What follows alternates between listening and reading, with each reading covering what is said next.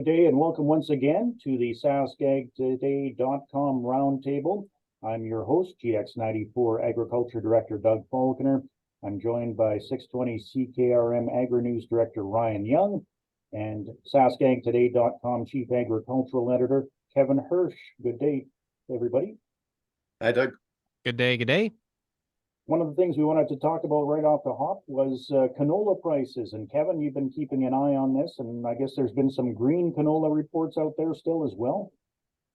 Yeah, canola prices have been trending downward for a long time now, and we're $2 or $2.50 a bushel below what you could have received for canola a couple months ago. And the report out of the USDA that trimmed their soybean production estimates gave a bit of a boost to canola towards the end of the week, and producers are going to be watching that very carefully to see whether that materializes. You talked to Adam Picallo about that, Ryan, is that right? Yes, he did touch base on the USDA report as being one of the factors for canola futures increasing a little bit for this week. As far as this week is concerned, he was saying that it was around $716 a metric ton for the November contract.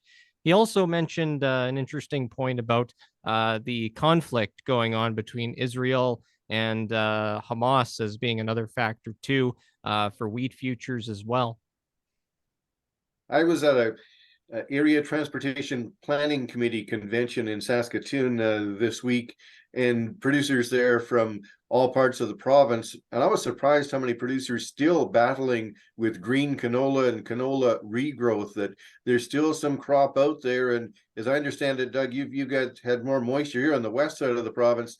It has stayed dry this week, but you're seeing some more moisture there?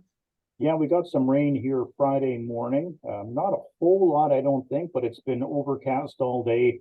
So it's not a good drying day at all here in Yorkton.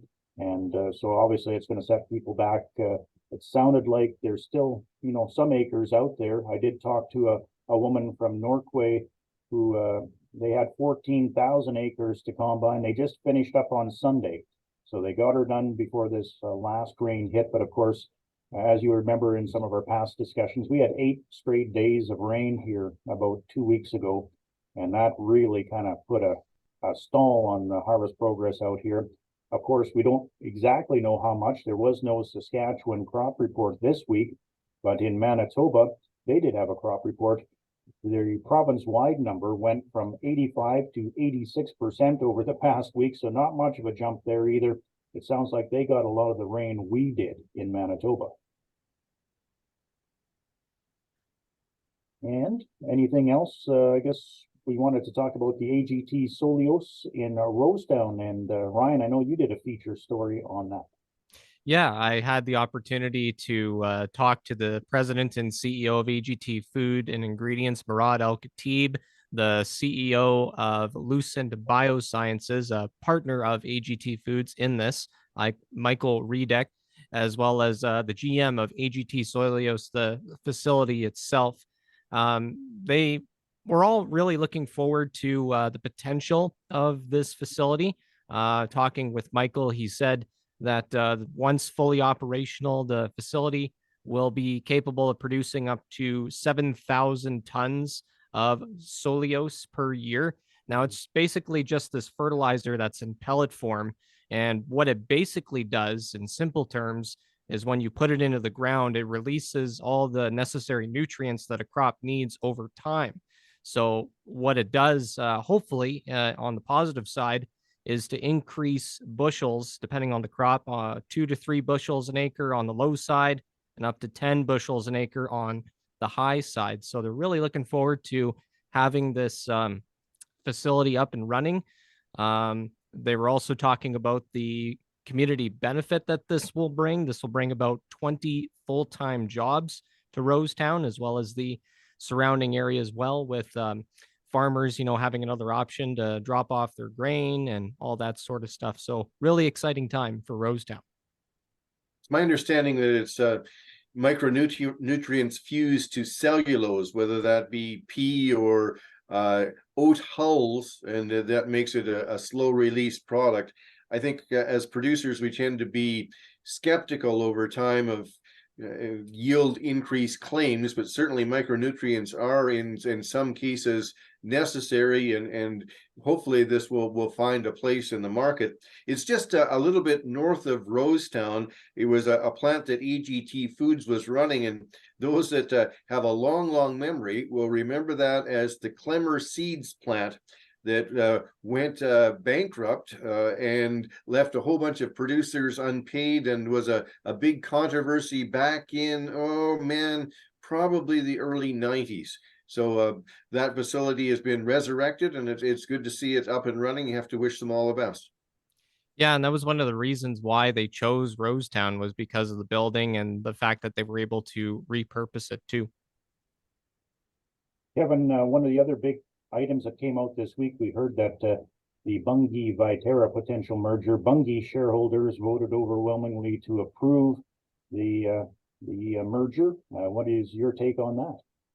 It'll just be interesting to see how approvals play out in all the different jurisdictions. And of course, the previous week, as you guys reported on it, a number of farm organizations, APAS and several of the major crop commissions, asking the Saskatchewan government for an investigation into competitive issues. Of course, this isn't a Saskatchewan government decision about whether this can go ahead, but with Bunge owning a share of G3, and G3 having an elevator network and a very large export terminal, there's going to be people looking and wondering whether competition is being reduced. And there's also going to be a watchful eye. Sometimes when these decisions are made by the Competition Bureau, they might say this and this elevator, because it's going to infringe on competition, one of them's got to be sold to somebody else, or you have to divest something in port terminal as far as your investments there.